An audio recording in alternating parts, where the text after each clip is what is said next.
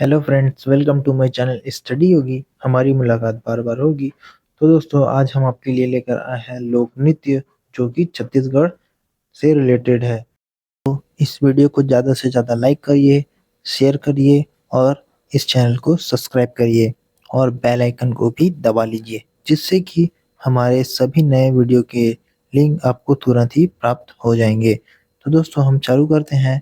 So first में है राउत नाचा, जो अन्य नाम इसका है वो गहिरा नाच या फिर अहिरा नाच। राउत नाचा को गहिरा नाच या अहिरा नाच से भी जाना जाता है। ये किस अवसर पर गाया जाता है या नाचा जाता है? तो यह दिवाली उत्सव के दौरान। यह नृत्य कार्तिक प्रबोधिनी एकादशी से प्रारंभ होकर एक पखवाड़े तक चलती है। कहने का मतलब है कि ये जो कार्तिक प्रबोधिनी कार्तिक के समय में चलती है एकादशी तक। और एकादशी मतलब जहाँ पे लक्ष्मी पूजा, सॉरी, तुलसी विवाह किया जाता है, उस समय से लेकर पखवाड़े तक चलती है। इसका जो प्रतीक है, भगवान कृष्ण के पूजा के प्रतीक के रूप में किया जाता है। किसके? भगवान कृष्ण के पूजा के प्रतीक में किया जाता है। तो इसका जो पौराणिक कथा है कि कृष्ण के द्वारा अन्यायी मामा कंस के वध के बाद यह नृत्य विजय के प्रतीक स्वरूप में प्रारंभ किया। कहने का मतलब है, जब उन्होंने अपने मामा का वध किया तो इस खुशी में यह डांस किया जाता है, ऐसा पौराणिक कथाओं में मान्यता है। तो जो प्रमुख इसका वाद्य यंत्र है, गढ़वा बाजा, जो इसका कलाकार है, यह नृत्य राउत जाति द्वारा किया जाता है। किसके द्वारा? राउत जाति द्वारा, यादवों के द्वारा। इनमें केवल पुरुष कलाकार ही भाग लेते हैं। पुरुष कलाकारों द्वारा महिला वेश धारण कर नृत्य करने का भी प्रचलन है। पुरुष जो है महिला का वेश धारण करके भी इस नृत्य को करते हैं। इस नृत्य में राउत जाति के लोग विशेष वेशभूषा धारण करते हैं। इसमें हाथ में सजी हुई लाठी लेकर टोली में गाते एवं नृत्य करते हैं। इस नृत्य में पैरों की थिरकन व लय का विशेष महत्व होता है। जो इस नृत्य में जो पैर का मूवमेंट होता है और जो थिरकना होता है और उसका जो एक कॉम्बिनेशन या फिर जो इनका साथ में एक लय होता है, वो बहुत ही महत्व होता है। संदर्भ जो है, दोहे श्रृंगार, प्रेम, हास्य और पौराणिक संदर्भ के लिए हुए होते हैं। कहने का मतलब जो इनका दोहे है, दोहा होता है, ये श्रृंगार के लिए, प्रेम के लिए और हंसी और पौराणिक पुराने रीति रिवाजों से रिलेटेड होते हैं। जो इसका प्रदर्शन होता है, शौर्य कलात्मक, मतलब एक हिम्मत वाला कलात्मक होता है। शौर्य एक को बढ़ावा देता है। इसमें जो प्रमुख रस्म है, मातर त्योहार राउत लोग मानते हैं। किसमें? मातर त्योहार जो राउत लोग मानते हैं, इनकी जो प्रमुख रस्म है। सुहाई बांधना, जो सुहाई बांधना कहते हैं दोस्तों, यह पलाश या मोर पंख से बनी हुई एक रस्सी नुमा संरचना होती है, जिसे जानवरों के गले में बांधा जाता है, जिसे क्या कहते हैं? सुहाई बांधना। इसे याद रखिएगा, सुहाई बांधना। तो ये राउत नाता में जो दोहे कैसे गाया जाता है, ये एग्जाम्पल दिए है। जैसन तुम लिहो दियो, तैसन देवो आशीष, अंधन भंडार भरे, अंधन भंडार भरे, तुम जियो लाख बसीस। तो ये है इसका दोहे का एक प्रोटोटाइप, एग्जाम्पल कह सकते हैं दोस्तों। दोहा है जो नृत्य के दौरान एक के द्वारा दोहा बोला जाता है। नृत्य में एक जो है दोहा बोलता है और अन्य सभी द्वारा पुनरावृत्ति करते हुए गढ़वा बाजा की धुन पर नाचते हैं। तो इसका जो राउत महोत्सव है, प्रारंभ हुआ था ये 1978 में। कब? राउत नाच जो है 1978 में प्रारंभ हुआ था। और स्थान कहाँ है? लाल बहादुर शास्त्री स्कूल मैदान बिलासपुर। कहाँ से स्टार्ट हुआ था? लाल बहादुर शास्त्री स्कूल मैदान बिलासपुर से ये स्टार्ट हुआ था। फिर ये अवसर है कार्तिक माह में देवउठनी एकादशी के समय। जो कार्तिक माह में जो देवउठनी मतलब जो तुलसी विवाह पूजा किया जाता है, उस समय इसका अवसर है। वर्तमान में 46वां क्रम 2023, मतलब 2023 के अनुसार इसका 46वां क्रम है। फिर आते हैं सुआ या गौरा नृत्य, जिसका अन्य नाम है गौरा नृत्य या तोता नृत्य। जो तोता को छत्तीसगढ़ी में सुआ कहते हैं ना दोस्तों। फिर छत्तीसगढ़ का गरबा नृत्य, इसका जो मुकुटधर पांडे ने इसका किया था, स्टार्ट किया था। तो इसका जो अवसर है दिवाली के समय में गाया जाता है। कौन सा सुआ गीत, सुआ नृत्य जो है वो दिवाली के अवसर पर गाया जाता है, याद रखिएगा। नृत्य, और यह नृत्य गीत कार्तिक कृष्ण पक्ष से प्रारंभ होकर दिवाली के पूर्व तक चलती है। कब से कब तक? यह नृत्य कार्तिक कृष्ण पक्ष से, कब? कार्तिक कृष्ण पक्ष से आरंभ होकर दिवाली के पूर्व, दिवाली के पहले तक चलती है।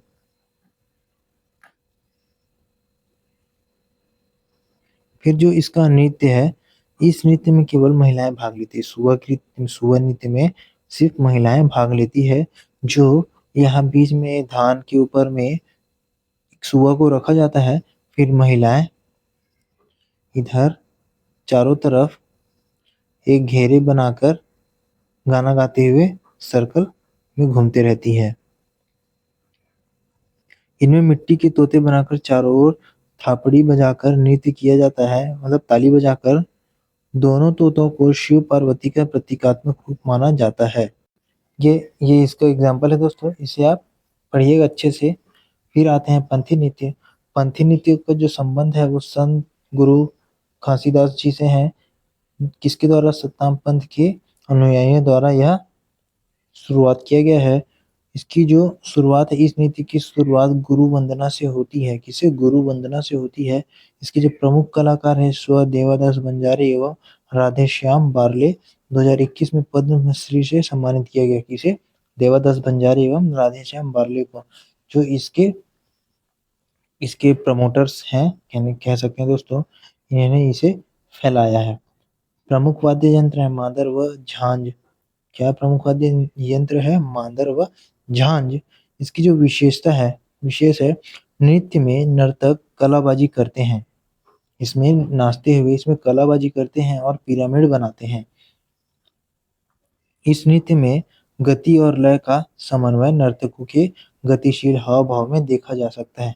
कहने का मतलब है, ये जो नृत्य है इसमें गति और लय एक साथ, उसका जो कॉम्बिनेशन है वो नर्तकियों के गतिशील हाव भाव में देखा जा सकता है। जब एक साथ करते हैं तो दोस्तों जोशीले होते हैं और ये एक साथ ही मिलाते हुए काम करते हैं अपने कॉम्बिनेशन को। फिर जो मुख्य नर्तक पहले गीत की कड़ी उठाता है, जो मुख्य नर्तक है वो पहले गीत की कड़ी को उठाता है और अन्य नर्तक उसे दोहराते हुए तेजी से नाचते हैं। ओके दोस्तों, तो ये है, ये जैसे एक के ऊपर ये खड़े होकर पिरामिड बना रहे हैं और इसके ऊपर ढोलक बजा रहा है। फिर आते हैं तेरह ताली नृत्य। जो तेरह ताली नृत्य है वो छत्तीसगढ़ के लोक नृत्य का वह रूप है, छत्तीसगढ़ के लोक नृत्य का वह रूप है जिसमें महिलाएं नर्तक अपने पूरे शरीर पर मंजीरा नामक वाद्य यंत्र बांधकर नृत्य करती है। कौन सा? मंजीरा। और ये सिर्फ महिलाएं करती है। वहीं पूरे नृत्य अनुष्ठान में कलाकारों द्वारा ताली थाप बजा कर किया जाता है। मतलब इस नृत्य में पूरा ताली या थाप बजाकर किया जाता है। अब आते हैं झिरलिटी नृत्य। कौन सा? झिरलिटी नृत्य। तो बस्तर का लोक नृत्य जिसमें बच्चे फटे पुराने और घिसे पीटे परिधान पहनते हैं। इसमें पुराने फटे फूटे और घिसे पीटे परिधान पहनते हैं और अपने चेहरे रंगते हैं और गांव के सभी घरों के सामने मंडलियों बनाकर नृत्य करते हैं। कहने का मतलब है दोस्तों, एक इसमें जो बच्चे लोग हैं वो फटे पुराने कपड़े पहन लेते हैं जो बहुत पुराने होते हैं, और इसमें गांव के सभी घरों में जाके सामने में एक मंडली बनाकर नृत्य करते हैं। फिर आते हैं लोकनाट्य, जो फोक थिएटर कहते हैं वो फोक डांस था। अब आते हैं लोक नाट्य। तो लोक नाट्य में नृत्य, गान व अभिनय सभी का समावेश होता है।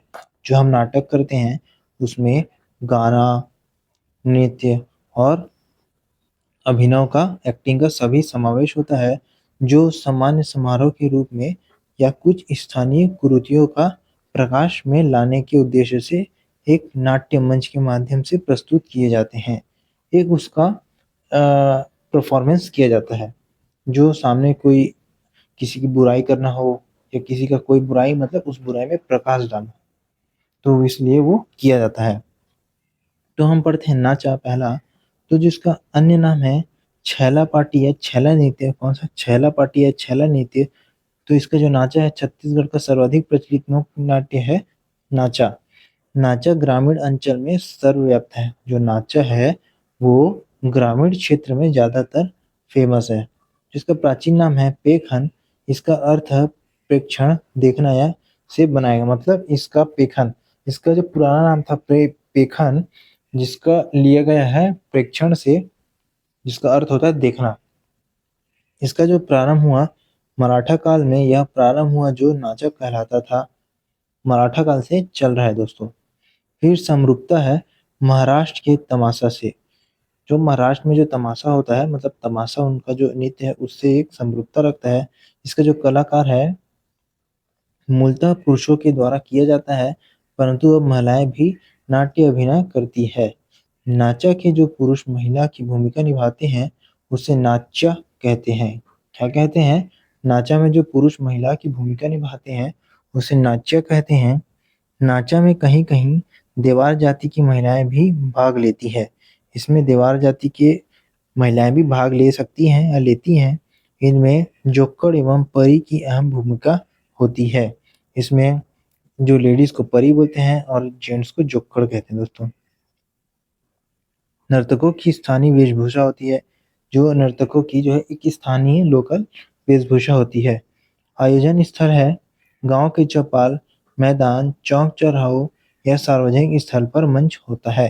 कहने का मतलब है जो आयोजन स्थल है इसका गांव के चौपाल, जहाँ भीड़ लगती है वहां पे, या फिर मैदान होगा, या फिर चौक चौराहों जहाँ पे ज्यादा भीड़ होती है, या फिर सार्वजनिक स्थल जहाँ पे मंच होता है वहां पे इसका आयोजन किया जाता है। इसका जो विषय है प्रहसन एवं व्यंग नाचा के मुख्य अवयव, मतलब एक प्रहसन और व्यंग नाचा के मुख्य अवयव होते हैं। मतलब किसी को व्यंग किया जाता है, किसी की बुराइयों को, कुरीतियों को, उससे प्रकाश डाला जाता है। इस नाचा में सामाजिक कुरीतियों, समाज में व्याप्त बुराइयों, ढोंग इत्यादि को समाप्त करने का माध्यम है। ये तो जानेंगे ना दोस्तों, अभी मैं बताया। इसमें गायन, वादन, नृत्य, इसमें गाना, वादन और नृत्य, अभिनय, संवाद, सभी तत्वों का समावेश होता है। ये ऐसा है दोस्तों, इसमें सभी प्रकार के आपको इसमें अभिनय देखने को मिल जाता है, गाने से लेके अभिनय तक। इसका जो स्वरूप है बैठे साज या खड़े साज। वर्तमान में सबसे सर्वाधिक प्रचलित है जो खड़े साज, जिसके जनक किसे कहते हैं? दुलार सिंह मंदार जी को।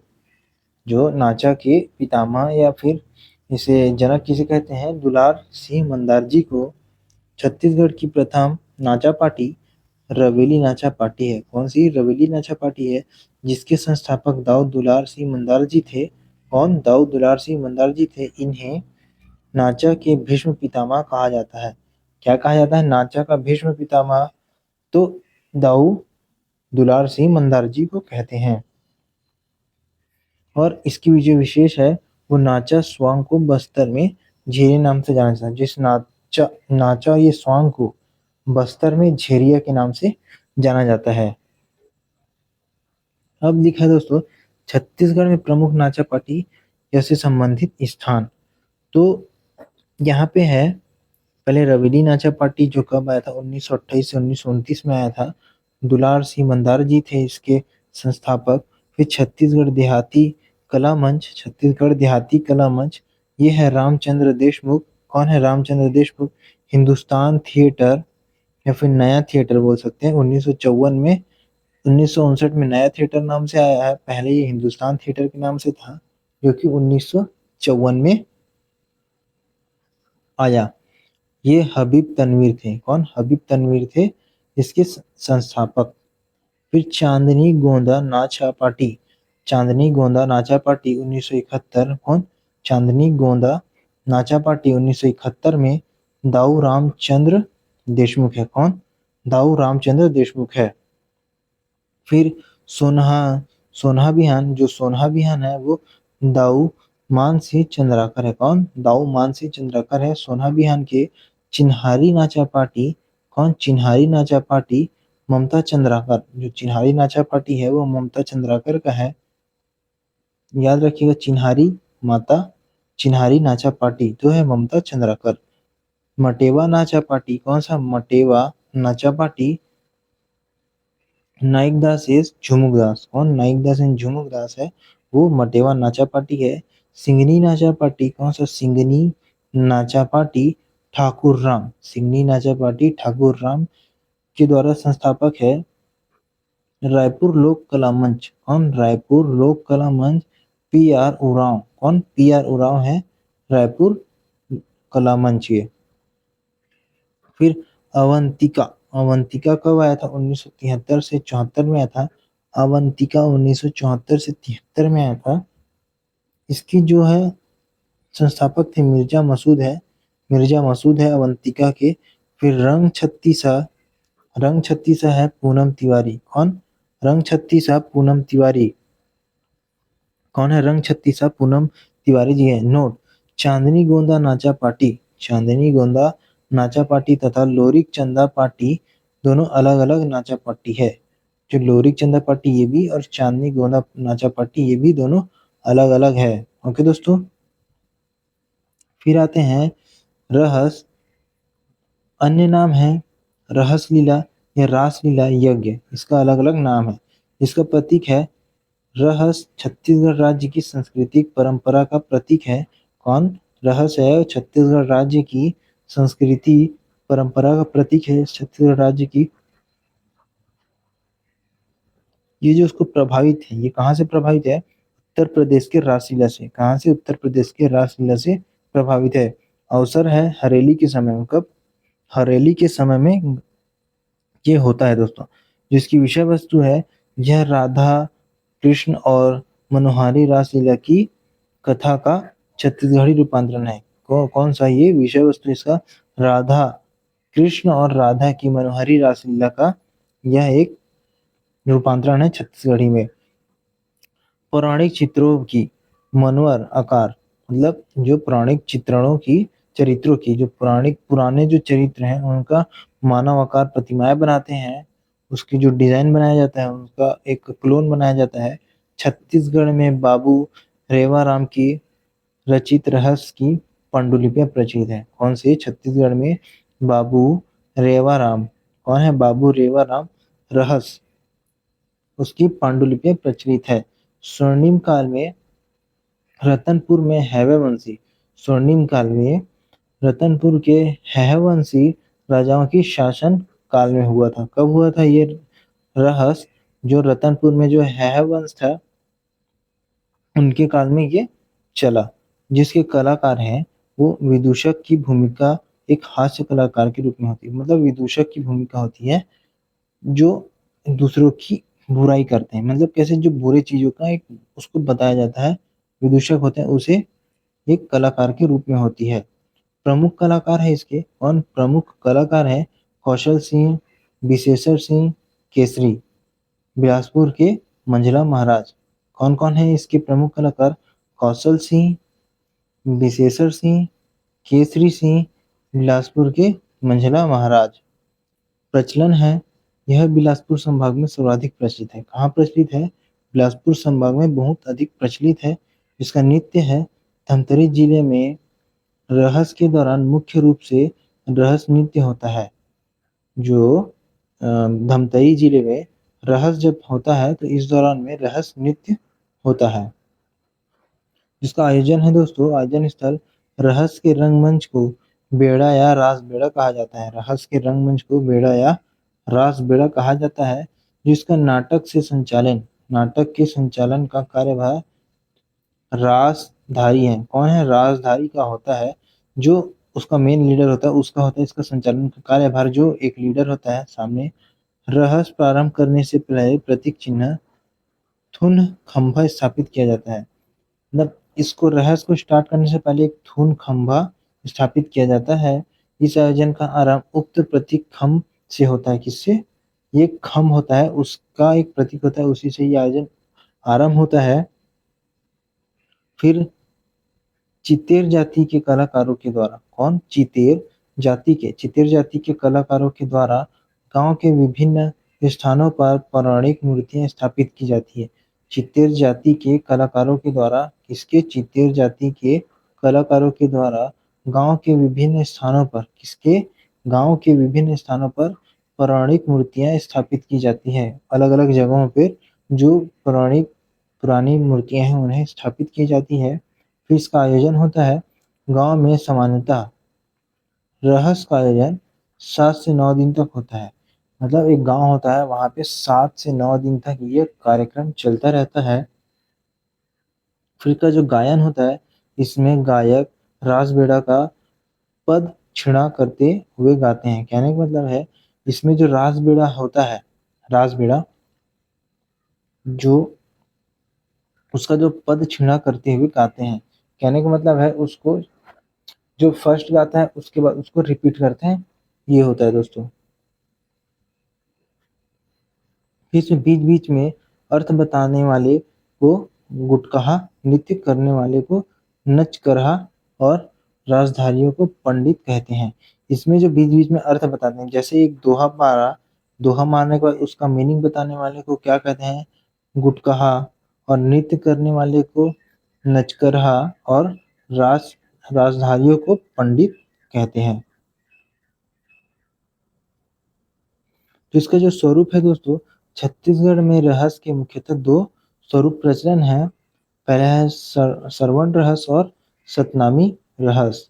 तो इसमें जो श्रवण रहस्य है ये 9 दिनों तक चलता है, इसकी अवधि होती है। इसकी प्रधानता होती है भक्ति की प्रधानता रहती है। किसकी? भक्ति की प्रधानता रहती है। इसका जो कारण द्वारा है, श्रवण रहस्य का मुख्य पात्र व्यास का किरदार ब्राह्मण द्वारा निभाया जाता है। कहने का मतलब है दोस्तों, जो इसमें श्रवण रहस्य का जो श्रवण रहस्य का एक मुख्य पात्र जो व्यास, मुख्य पात्र कौन है? व्यास, मेन लीडर। इसका जो किरदार कौन? ब्राह्मण द्वारा निभाया जाता है। जो इसकी प्रतिमा है श्रवण रहस्य में, वेदी पर राधा कृष्ण की प्रतिमाएं स्थापित की जाती है। इसमें भी दोस्तों श्रवण रहस्य में राधा कृष्ण की प्रतिमा को स्थापित किया जाता है। फिर आते हैं दूसरा सतनामी रहस्य। इसकी जो अवधि है 10 दिनों तक चलता रहता है। कौन? 10 दिनों तक चलता रहता है ये। इसकी प्रधानता है भक्ति के साथ साथ मनोरंजन तत्व भी समाहित होता है। कहने का मतलब है इसमें भक्ति के साथ साथ भगवान की पूजा के साथ साथ इसमें मनोरंजन का भी एक समावेश होता है। इसका द्वारा है सतनामी रहस्य में व्यास का किरदार उस जाति के किसी शिक्षित व्यक्ति द्वारा निभाया जाता है। कहने का मतलब है इसमें जो व्यास का किरदार है ये उसी जाति के जो एक शिक्षित व्यक्ति द्वारा निभाया जाता है। और इसकी जो प्रतिमा है सतनामी रहस्य में वेदी पर राधा कृष्ण की प्रतिमा के साथ साथ गणेश व रिद्धि सिद्धि की प्रतिमा भी स्थापित होती है। ये तो राधा कृष्ण तो दोस्तों दोनों में सेम है, और जो इसमें नया है वो गणेश व रिद्धि सिद्धि की मूर्तियों की प्रतिमा को रखा जाता है। फिर आते हैं गम्मत। ये शैली हास्य व्यंग्य शैली है। गम्मत जो है हास्य शैली है। ये भोसले शासनकाल में अति लोकप्रिय था। कब? भोसले शासनकाल में अति लोकप्रिय था। इसका जो भाग है गम्मत नाचा का एक भाग है। ये गम्मत नाचा का जो गम्मत है वो नाचा का ही एक भाग है। इसका जो विषय है सामाजिक कुरीतियों व विषमताओं का प्रहार करता है। कहने का मतलब है जो समाज में कुरीतियां हैं जिसका और विषमता है जो कि मतलब कोई सही से नहीं चल रहा है, समाज में कुरीतियां चल रही है, बुराइयां, उनको प्रहार करता है। गम्मत में प्रोत्साहन के माध्यम से कृष्ण लीला का भी मंच किया जाता है। मतलब इसमें कृष्ण लीला का भी मंचन किया जाता है। साथ में कलाकार जो है इसमें नर्तक की भूमिका भी पुरुष ही करते हैं। इसमें भी सेम है दोस्तों, पुरुष ही करते हैं। विदूषक जोक्कड़ की भूमिका महत्वपूर्ण होती है। इसमें जो जोक्कड़ होते हैं, ये जो जोक्कड़ है ये इसकी भूमिका जो है महत्वपूर्ण होती है। फिर आयोजन खुले मंच पर, ये कब आयोजन होता है? एकदम इसके जो आयोजन है खुले मंच पर होता है। इसका जो स्वरूप होता है एक खड़े समाज और खड़े साज और बैठक साज। इसमें खड़े साज और बैठक साज होते हैं। तो खड़े साज जैसे बोल सकते हैं दोस्तों, इसे खड़ी गम्मत भी कहा जाता है। इसे खड़ी गम्मत भी कहा जाता है। इसमें गायन, वादक, अभिनय, नृत्य इत्यादि खड़े होकर किया जाता है। ये खड़े में दोस्तों हर चीज खड़े होकर किया जाता है। बैठे साज में इसे रतनपुरिया गम्मत भी कहा जाता है। बैठे समाज को सॉरी बैठे साज को रतनपुरिया गम्मत भी कहा जाता है। तो ये जो बाबू रेवाराम रतनपुरिया गम्मत के प्रणेता माने जाते हैं। किसे? बाबूराम रेवाराम। बाबू रेवाराम जो है बाबू रेवाराम है, उसे रतनपुरिया गम्मत के प्रणेता भी माने जाते हैं। इसमें कलाकार अभिनय तथा गायन बैठकर करते हैं। इसमें बस बैठे बैठे करते हैं दोस्तों। फिर इसका जो नोट है दोस्तों, गम्मत में दो पात्रों द्वारा संवाद होता है। गम्मत में सिर्फ दो पात्र होते हैं, इनके बीच बातचीत होता है, जिन्हें गम्मतिया कहते हैं। गम्मतिया लोक नृत्य छत्तीसगढ़ के दुर्ग जिले से संबंधित है। जो गम्मतिया लोक नृत्य है वो छत्तीसगढ़ के दुर्ग जिले से संबंधित है। दंडमी मड़िया क्षेत्र में कौन से दांडमी मड़िया क्षेत्र में गांडा लोक गम्मत का प्रदर्शन करते हैं। किसका? गांडा लोक नृत्य का प्रदर्शन करते हैं। तो दोस्तों यह वीडियो यहीं तक था। यह वीडियो कैसा लगा कमेंट बॉक्स में कमेंट करिए तथा ज़्यादा से ज़्यादा शेयर करिए और इस वीडियो को लाइक कीजिए। हमारे चैनल को सब्सक्राइब करिए और बेल आइकन को भी दबा लीजिए। तो दोस्तों अलविदा लेते हैं। जय हिंद।